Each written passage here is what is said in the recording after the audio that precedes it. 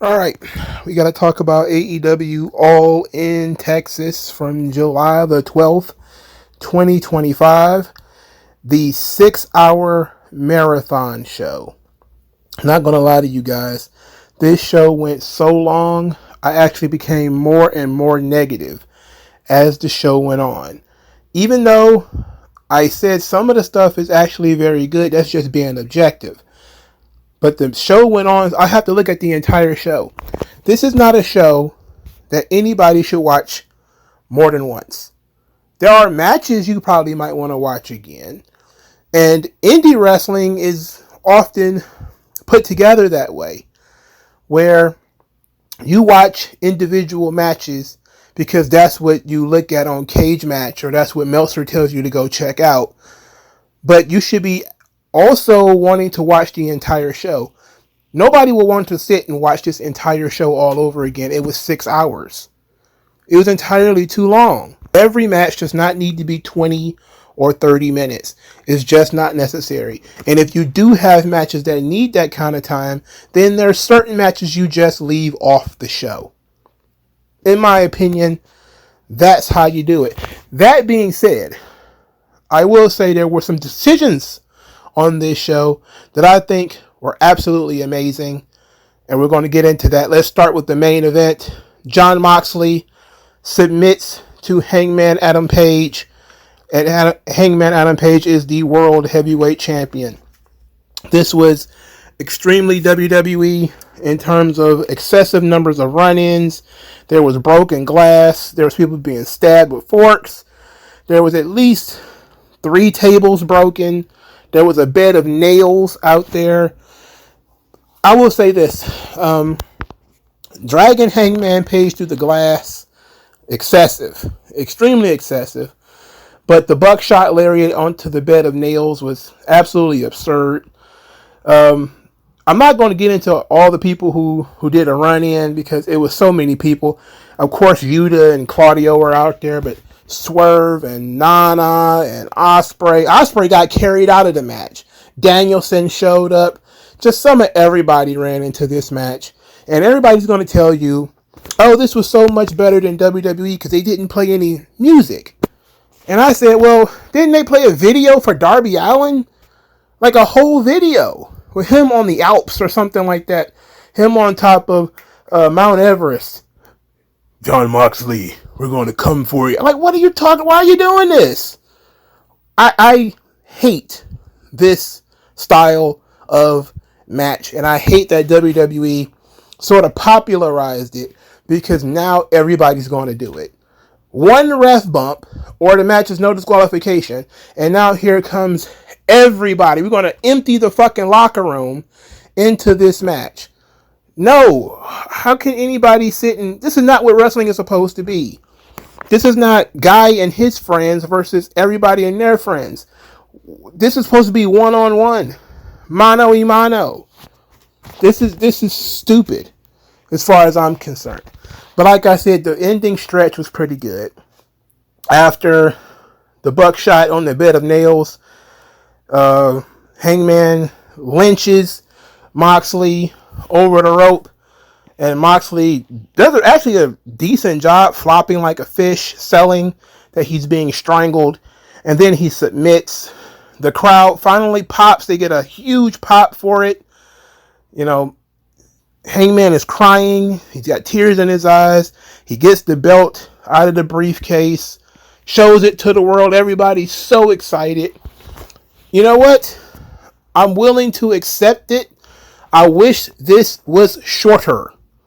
If this show was 3 hours, I'd probably be gushing over this match. At least saying, hey, it had a little bit of everything that the AEW fans like.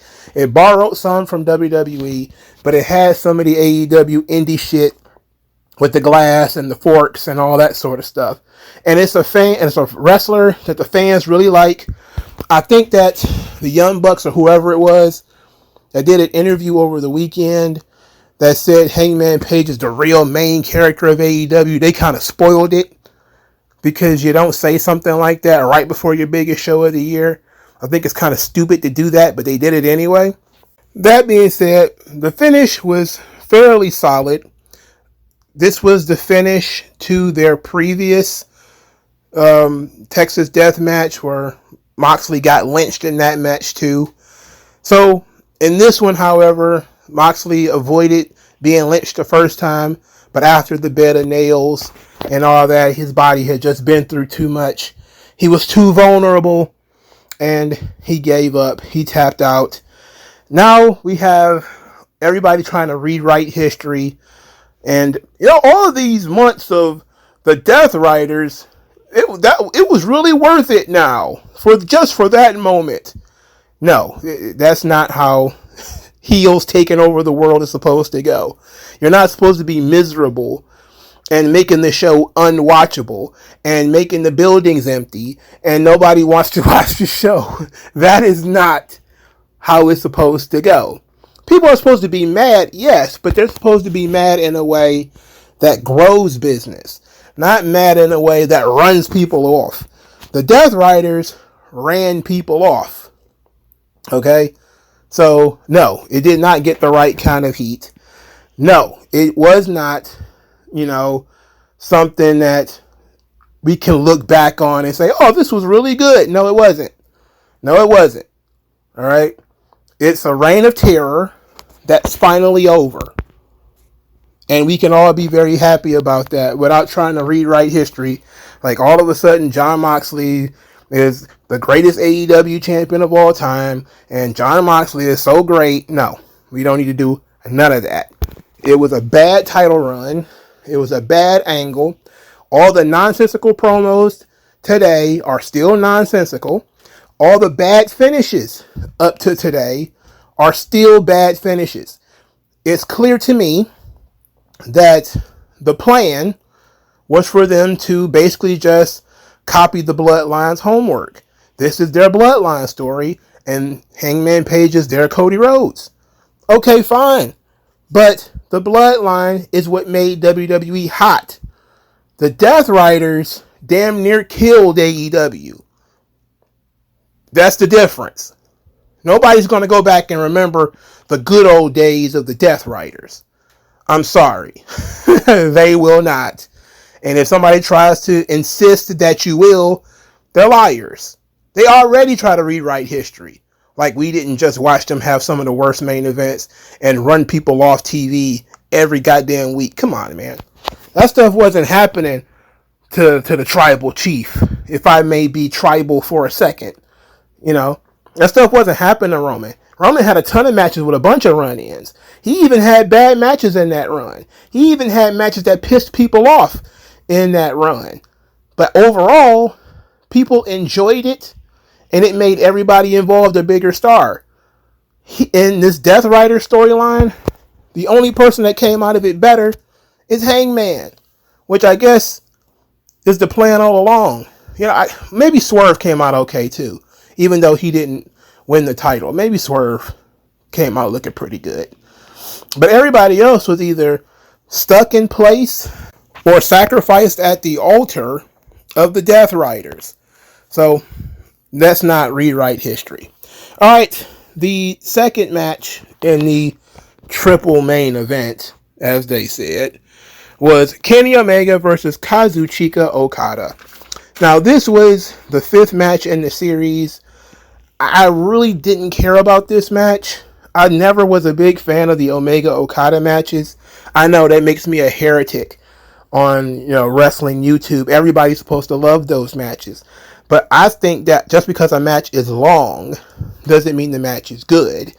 Because once you train people that the match cannot end at any point in time, then people can take their foot off the gas and they can just relax. But if you keep people engaged by some of these matches ending in 10 minutes, some ending in 15, then one goes 30, then, you have that variation. People can be like, oh, this match can end at any time. Versus, we know that this match ain't even started 10, 15 minutes in. So anything that they do within the first 10 or 15 minutes, you can just throw it in the garbage because it's not going to matter. That said, I think these two told a really good story. And the psychology made sense. Kenny Omega had diverticulitis. It's a stomach problem. Okada goes after the abdomen of Kenny Omega. Omega does something like a really pathetic crossbody, lands on his stomach, has time to sell it. Okada attacks the stomach. You know, just simple stuff there. Not too over the top, not too dramatic. You know, they built to some of the heavier offense. The Snapdragon off the second rope, I believe it was, from Omega to Okada. You know, the one-winged angel. And then here comes Don Callis to snatch Okada out of the ring to break up the count, which was good heat. And it was also very much, you can tell Kenny Omega saying, I don't want this guy to kick out of my finish, so we're going to save him. So that was good. Omega got the kick out of a Rainmaker, but on the second Rainmaker, it was just too much. And Okada wins the Unified Championship. And this was the right decision. You know, Omega isn't the guy he used to be anymore, and he's not going to wrestle that often anymore. Okada being used to build up some new star is probably the right thing to do. Can't complain with this at all. I thought the match was good. Do I think it was great? No. Is it going to get 5 stars? Probably. Probably every top 3 match on this show is probably going to get 5 stars, even though it shouldn't. I don't think Hangman and Moxley was 5 stars. I don't think this was 5 stars. But, you know, Meltzer and the cage match guys, they disagree with me. They'll probably give them 5 stars. But this match was good. I wouldn't say great. I wouldn't even say it was a classic. The next match, however, was quite good. Probably the best match on the show as far as pure professional wrestling. Toni Storm defeats Mercedes Moné. You know what? This was great. This was great. And I'm going to put Mercedes over. Because one thing that Mercedes always does that I really appreciate is that she's always trying to win. Especially when she's on the ground. She'll do something like put you in the bank statement. You'll struggle to the ropes. And then she'll counter it into a crucifix. And then you'll roll out of the crucifix and she'll go for another move like an STF or something. Like she did here with Toni Storm. She's constantly trying to win. Constantly. These moves are not just things being stacked on top of each other. Like in these goofy ass Young Bucks matches where they're just trying to, you know, their video game playing. You know, it's a Tony Jaa fight scene. You know, Crouching Tiger, Hidden Dragon bullshit. This girl is constantly trying to get her opponents to submit, or she's trying to pin them in roll-ups, or she's trying to pin them in crucifixes or small packages or whatever. It constantly looks like she's trying to win, like it's a competition. And when her opponents fight out of her moves, that makes them look good. This was a good match. Now, obviously there were some things that were a little bit excessive. Toni Storm hitting 3 power drivers in a row, and then Mercedes still kicking out. Nonsense. All right? Absolute nonsense. I thought almost immediately, though, that Toni was going to win at that point. And that's what you're trying to get. When somebody is the favorite in the match, you want to get the other person over to the point where you think that they can win. And that's what they did here. They did a good job making me think Toni could win. The finish was very excessive. It was a power driver from the second rope. Absolutely nasty. But Toni Storm won the match. Mercedes is not hurt at all in losing. So it's not a big deal. Toni Storm is one of the best female wrestlers in the world. Every match on Evolution is going to get compared to this match. Even though I do think that there's at least 1 or 2 matches on Evolution that could probably surpass this. But this was very good. This was very good. I was very impressed. Mercedes, consistent in terms of in-ring stuff. As long as she's in there with the right female talent, she can put on a really good match. And that's never been a problem. She's always been very good in the ring. She hasn't botched as much either. Like, a lot of people have given her shit about botching, but she hasn't done that a lot lately. Like, she's good. And Toni Storm is really good too. Toni Storm is great. Great character. And she was already a great in-ring worker from her time in Japan. She needed to find that personality. And now she's found it. And it works for her. So this was really good. I can't say good enough things about this. For me, this was the match of the show. This is what I want to see from pro wrestling. It looks like a competition. It's a little excessive in terms of being over the top. But you see the character of both women. You see they're both trying to win. It looks like a fight. They look like it's intense. There's no fucking run-ins. There's no glass. Nobody got stabbed with anything. So I enjoyed this. Hopefully they run a rematch at some point. Probably in the far-flung future.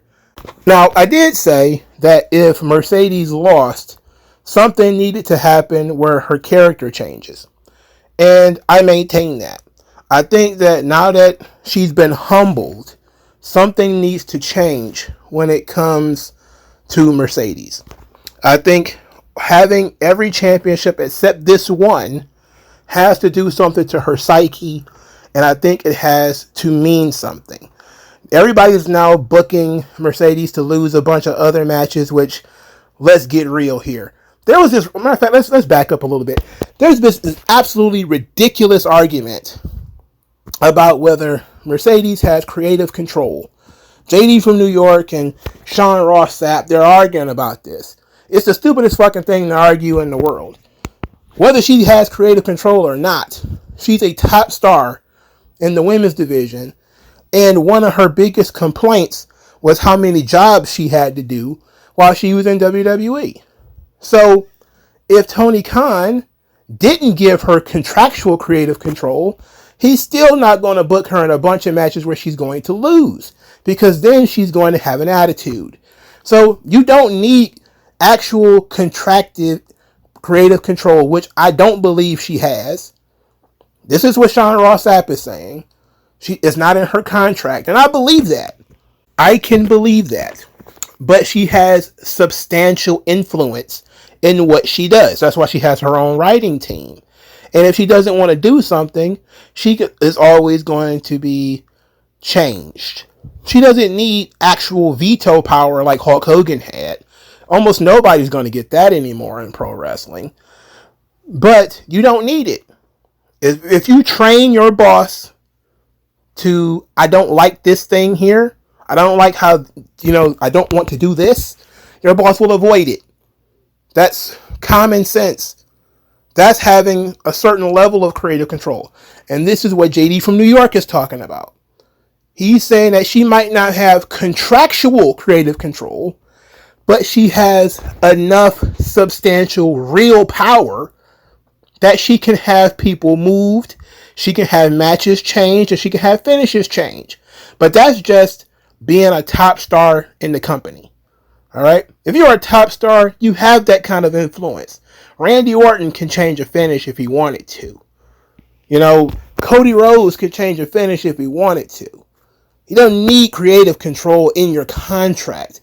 Randy Savage didn't have creative control in his contract, and they were still asking him in WCW if he wanted to put somebody over or not. Because when you're a star, you get that kind of power. You don't need it in your contract. So, Mercedes does not need creative control in her contract because she has such star power and influence over Tony Khan that she can make whatever she wants to happen. So, clearly, she agreed to do this job. But that don't mean that she's all of a sudden open to doing jobs all the time. It doesn't mean that she doesn't have power. Just understand she might not have contractually obligated to defer to what she wants. But if she would rather sit at home, she would. And Tony Khan's not going to want that because he's paying her so much money. And because she has such a substantial fan base. He's not going to all of a sudden start booking her to lose matches. She might not lose another match for a while, actually. But she does need to change her character. It needs to be something a little bit more humble. And maybe after that performance, and now that she has shown that she's a team player for AEW, maybe now she can work as a babyface. Because part of the problem why she could not work babyface in AEW before, it was because they weren't sure she was a team player. This is always an issue with AEW. Whether when you come into the company, whether you actually are buying into the company or not. And every time somebody leaves, they play that card.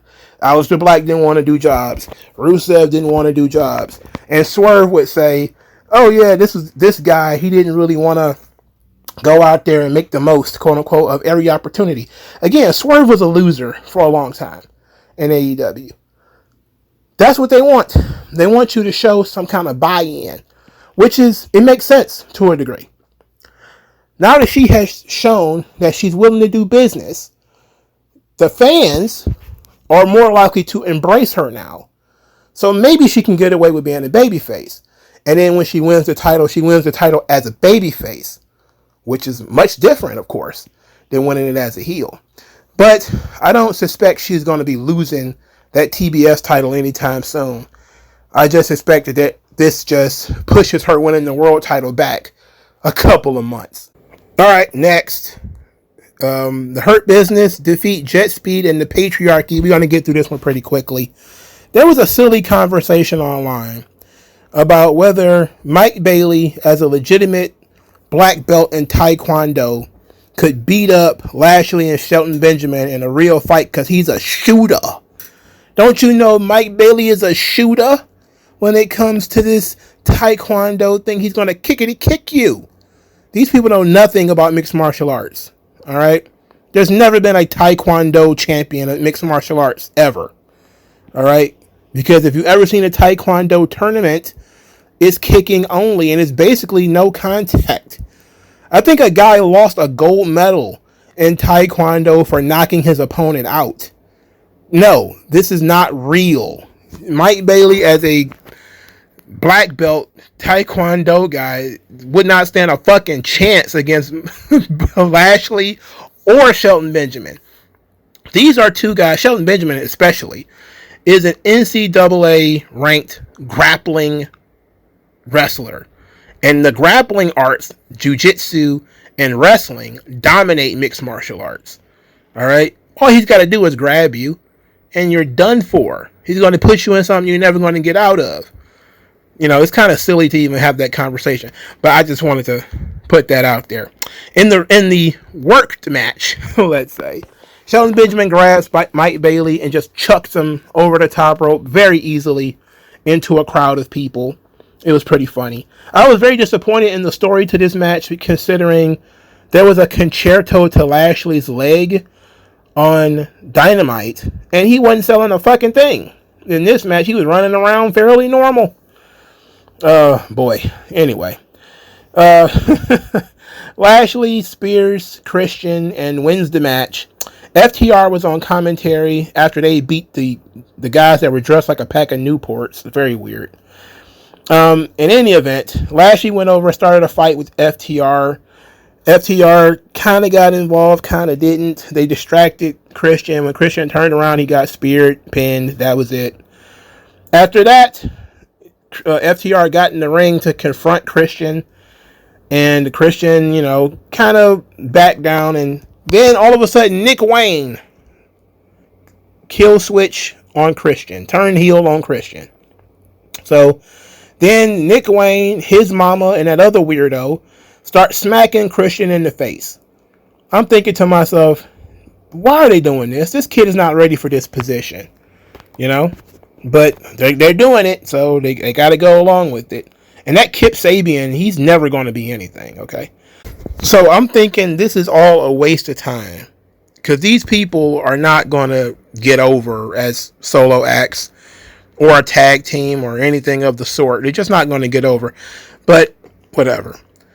They're going to do the concerto on Christian after they've slapped him and beat him up and stomped him out and everything. And FTR is going to supervise this concerto. Then Edge's music plays and everybody stands in the ring like a fucking idiot. While Edge takes time to pose for pyro. This has become such a problem in pro wrestling. I didn't mention it when Penta did this at Clash of Champions. Probably because there was so much other stuff going on. But the amount of guys who feel like they have to do their gimmick as they're interfering in the match. I mean, yes, the music playing is bad enough.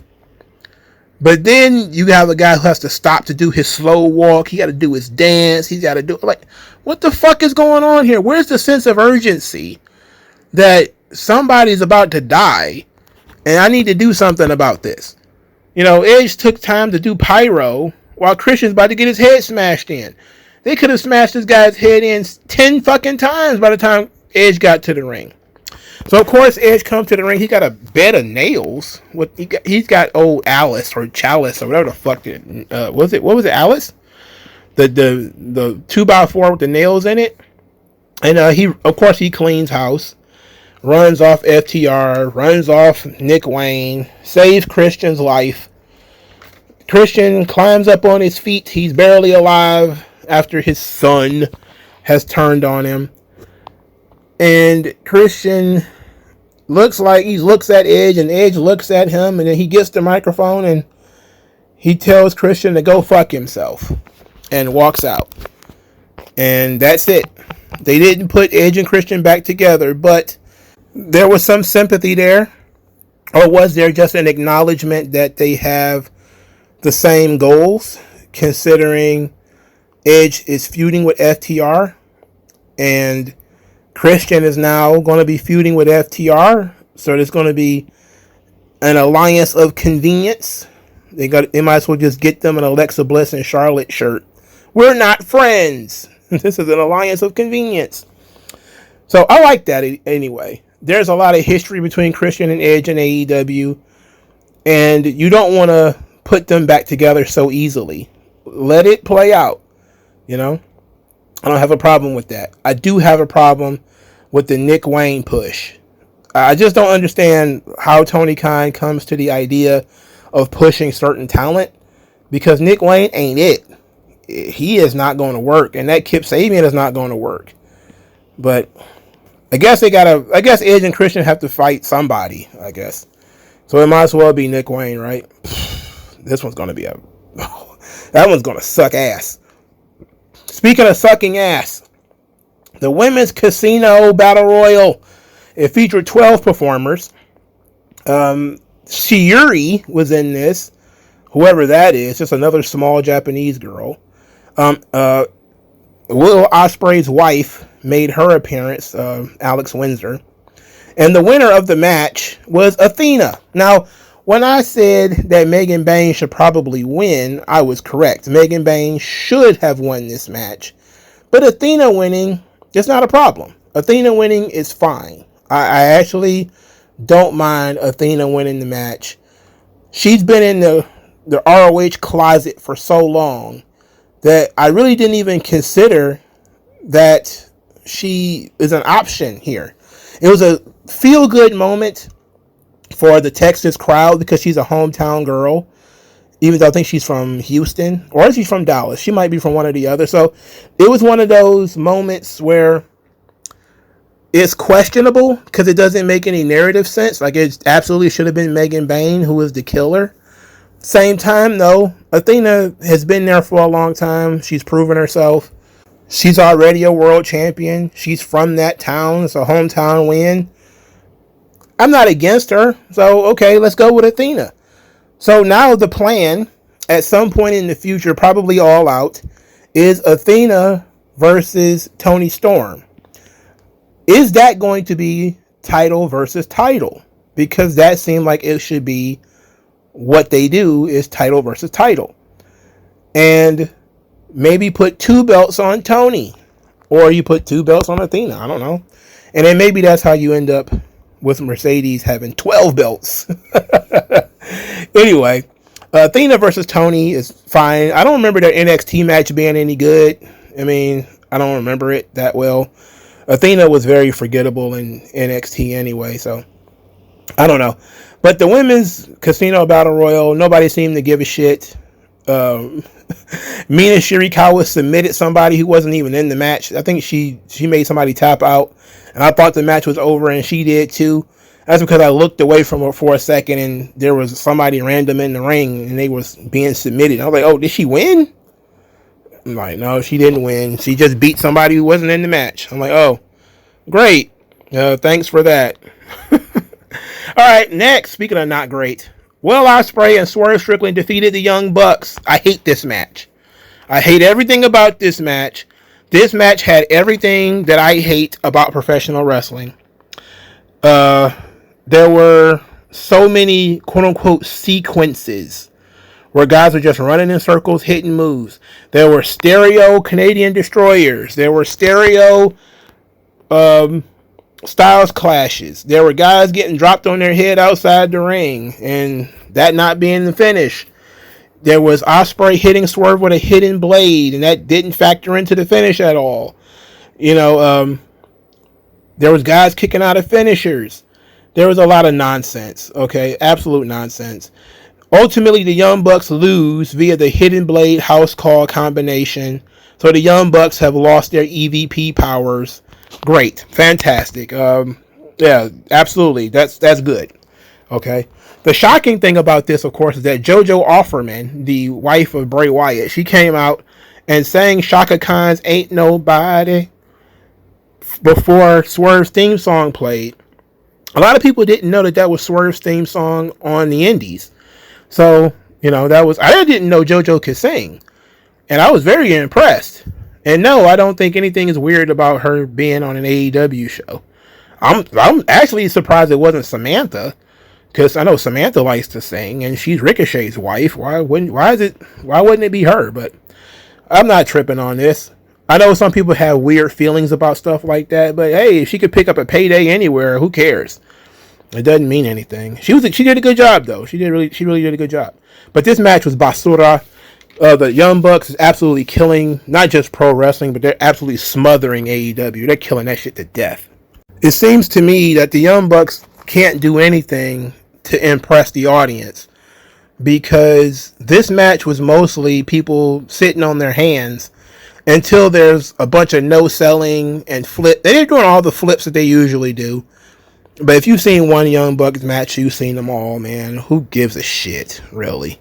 And they had a really long, obnoxious entrance at that. A lot of the entrances on this show were very obnoxious. Kenny Omega's entrance was very obnoxious. But the Young Bucks, oh my God, they had a very unfunny preamble where they're still dressed like Thomas Jefferson, and, what the hell is going on with these guys? But I'm glad this stuff has stopped. So the Founding Fathers, EVPs, shit is done. They're apparently going to change their gimmick now. Okay, great. This was an even bigger flop than the Bullet Club shit they were doing. Just keep these guys off TV. They don't actually add anything to the product, if you ask me. All right. Now, let's talk about this TNT Championship. But of course, we have to speak on Adam Cole. Now, it was announced before the show aired that Adam Cole was not medically cleared. Now, there's some discrepancies about what this could be. Some people think it's concussion issues. Some people think that he has real sickness issues due to the way that his body looks.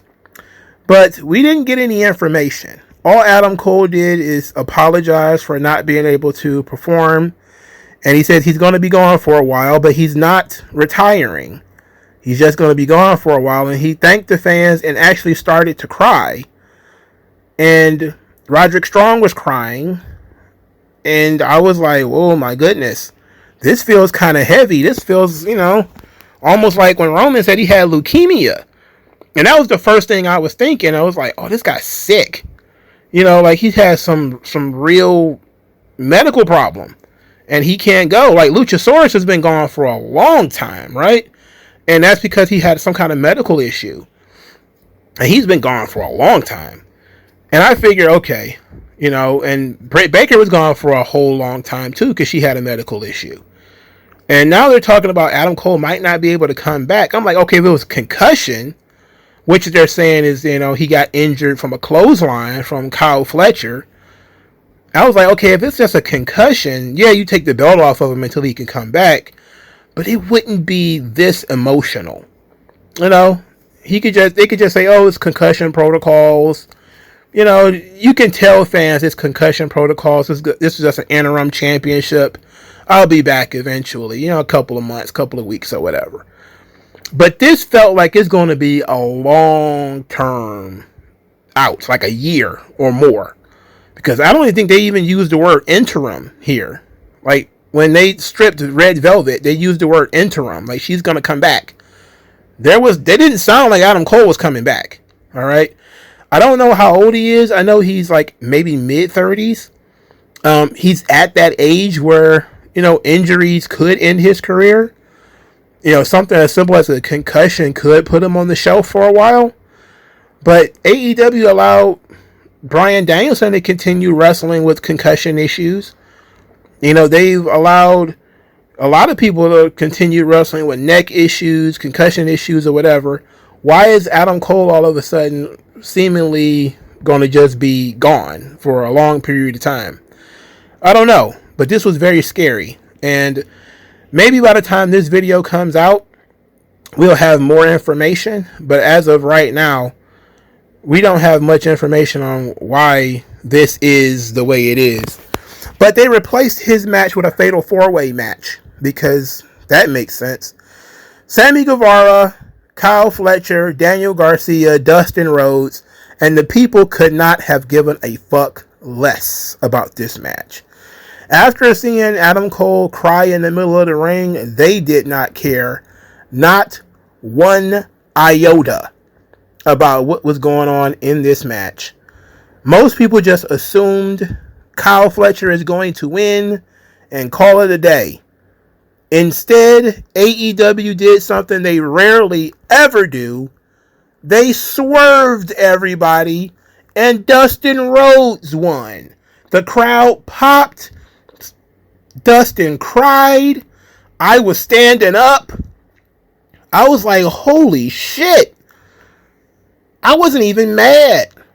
Because when you consider the emotional moment they had just seen with Adam Cole's in the ring weeping, somebody that's got like 20 years on Adam Cole just won a championship. And he's from Texas. Right? So the hometown guy wins the big one. A match he wasn't even supposed to be in. A match nobody thought he could win. And it sets him up to be the sacrifice to Kyle Fletcher in the future. Kyle Fletcher is going to get the belt. Don't overly concern yourself with that. Okay? But Dustin Rhodes getting this moment was tremendous. Somebody said this was his first singles championship since he won the Intercontinental title over 20 years ago. And this guy has worked in TNA, and he didn't win any titles in TNA. He didn't win any titles anywhere else. Just WWE, and I know he won titles in WCW, but that will be before. Like, in over 20 years, he has not won a singles championship. This is the first one. That's amazing. And Tony Khan did a really good job of playing on the emotions of the audience. This is what I'm talking about. When you're in a weak moment, do something that is unexpected. That makes everything stronger. This being so unexpected gave the people a moment they were not looking forward to. It subverted their expectations, and it made them happy. Sometimes making the fans happy is all you need to do. This made people happy. After they were sad about Adam Cole, they were happy for Dustin Rhodes. It's almost exactly the same as feeling sad for Undertaker, but feeling happy for Bryan Danielson at the end of the show. Now they also did the same thing with Hangman too. They gave you multiple happy babyface moments where the babyface went over. It was unexpected, except for that main event where it was kind of expected. And it put the crowd on the next level. It made them happy. That's all you really need to do. Part of why wrestling companies end up in a slump is when they can no longer make the fans happy. It's that simple. People want to see baby faces win. They don't want to see the heels win all the time. Whenever you have a situation where the heels are winning all the time, the fans become demoralized. So it's good that at least on this occasion, at least on this time, the heel lost. The babyface won. And you can save the heel winning for later. Kyle Fletcher's not going to die because he didn't win the TNT Championship right now. I know a lot of fans are acting like that, but he's not going to die. Relax, okay? Everything's going to turn out just fine. Next, the men's casino gauntlet. MJF won the thing. I didn't care about this at all either. These gauntlet matches don't make any sense to me. But Juice Robinson showed up in this thing, and he looks like Braden Walker mixed with Bo Dallas and Matt Hardy. He just looked like every washed guy. And like, man, you thought this guy couldn't be more of a jabroni. He looked like, a mascot when he had the beard. And then he came back with no beard, and I just had Braden Walker vibes. I was like, oh, what is this? What is this? Who let him come on TV like this? Tony, get your husband. What are you doing? You might like this guy, but he looks very weird without a beard. He's very odd. It's like somebody edited his face. What a very bizarre thing. The Gun Boys showed up in this match too. So there was a return of the, what was this? 3/4 of the Bang Bang Gang. Jay White still didn't show up. It didn't mean anything because MJF ended up winning regardless.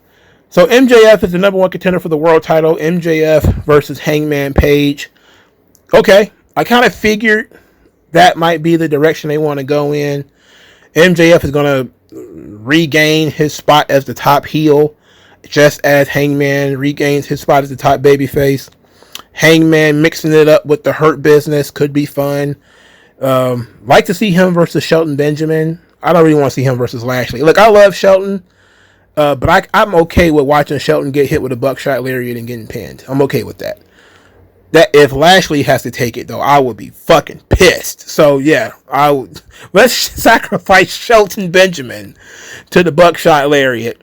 But it ought to be interesting. That ought to be fun. Maybe some good promos there.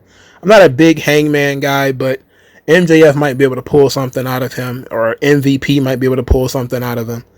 So that ought to work out just fine. But nobody really cared about this match either. Like, the crowd doesn't really get this casino battle royal thing. I don't think they care about it at all. Because when you look at the casino battle royal, it's just everybody that AEW doesn't have a match for. There's no star. There may be one or two stars in the match, but it's mostly the leftovers from every other match. So there was nobody else in this match that mattered, including fucking Ricochet. But Bandito was there, and he's working his ass off. Again, I say they need to pay Bandito more. Whatever they're paying him is not enough. And they're not paying him enough. So MJF wins. Okay, good. The first match on the show was the Ops versus the Death Riders for the Trios titles. And Gabe Kidd of New Japan Pro Wrestling was wrestling on the Death Rider side, but he's a mercenary. He's not a real member of the team, guys. This doesn't matter. This was boring. The Ops won. And then afterwards, they beat up Samoa Joe and put him on a stretcher. Decent story told so that Samoa Joe would not get involved in the main event. But then again, the other two guys didn't get involved with the main event either. So there's that. But the Death Riders, putting Samoa Joe on the shelf, putting Will Osprey on the shelf, this thing ain't done. All right. So just in case you thought the Death Riders were over, it ain't over. It ain't done, because they still put people out. Okie dokie. Overall, though, I think that All In Texas had some really cool moments. Dustin winning the TNT title was a very cool moment.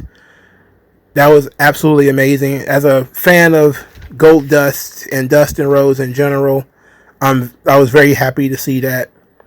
The fans were very excited about Will Osprey and Swerve ending the EVPs. So that I can count that as being a pretty big moment for the show, even though I don't really care about that sort of thing. Christian getting turned sort of babyface. There's a positive there with him and Edge that they're going to continue their story. So there's some positives there. Unfortunately, that means we have to deal with Nick Wayne. Of course, it's a huge moment that Toni Storm beat Mercedes.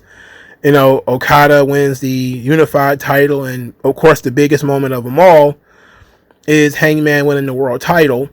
So there's some big moments on this show. It's just a long ass show. Again, as usual, if you were to go through and you to cut some of this stuff out, the moments would have hit a lot harder. If this show would have been half as long, but had the same amount of really big moments in it, I probably would say it was a fantastic show. Because I'm always looking for something beyond the skeletal structure of the show. Something beyond they just presented the match and delivered the match. That's who cares about that? I don't want to watch wrestling and all you do is deliver what you say you were going to deliver. You can over deliver sometimes. You can do things differently sometimes. And AEW tried that. They tried to over deliver on certain matches by doing angles afterwards. But there's just too much here. There's just too much. Okay? Overall, I would never watch this whole show ever again. There's matches I'm never going to even look at again. There's matches I'm going to forget even happened. But the top 3 matches probably did exactly what they needed to do in terms of fan reaction.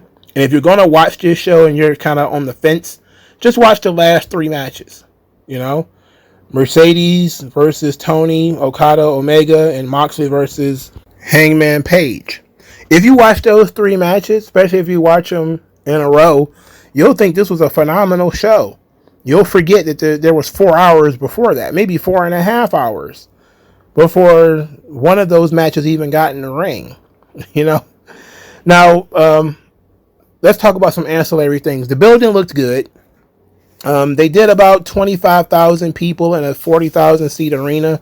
Everybody knew they weren't going to fill it, but Tony Khan is saying that they're going to make about $3 million on the gate.